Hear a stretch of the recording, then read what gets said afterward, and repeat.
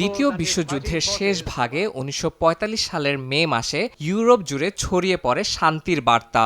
দীর্ঘ ৬ বছরের সংঘাতের পরে অবশেষে জার্মানি নাৎসি বাহিনী আত্মসমর্পণ করে, যা উদযাপনের রূপ নেয় ভিক্টোরি ইন ইউরোপ ডে হিসেবে। ইউরোপের রাজপথে নামে মানুষের ঢল।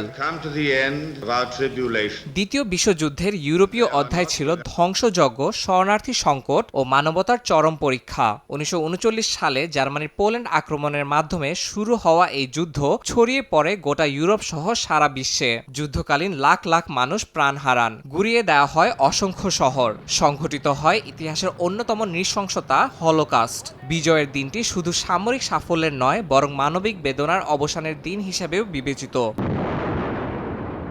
দিনটি পুরো ইউরোপ জুড়ে এক নতুন অধ্যায়ের বার্তা দেয়। নাৎসিদের পতনের পর অনেক দেশ স্বাধীনতা ফিরে পায়, আবার অনেক দেশ সোভিয়েত প্রভাবের মধ্যে চলে যায়। বিশ্বের রাজনৈতিক মানচিত্র নতুন করে আঁকা হয়। যদিও এরপর শুরু হয় স্নায়ুযুদ্ধের এক নতুন যুগ। ইউরোপীয় ঐক্য, জাতিসংঘের গঠন ও শান্তি প্রতিষ্ঠায় এই সময়ের ভূমিকা ছিল অতুলনীয়।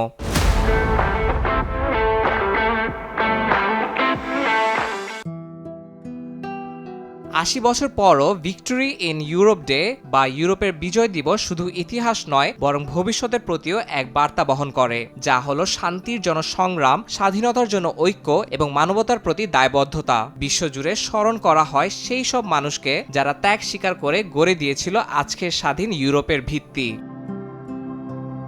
ইয়াসিন মোহাম্মদ জিসান, সময় সংবাদ।